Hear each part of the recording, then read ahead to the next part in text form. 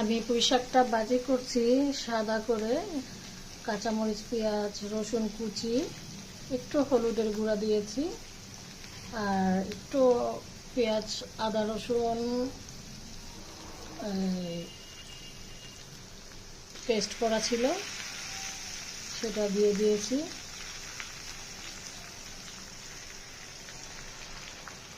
এইভাবে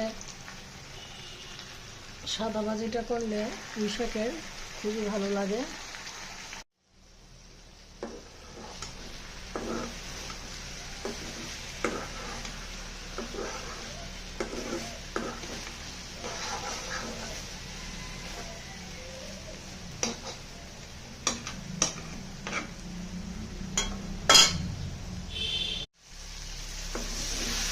আমার পুঁই শাক ভাজিটা হয়ে গিয়েছে, নামিয়ে ফেলবো।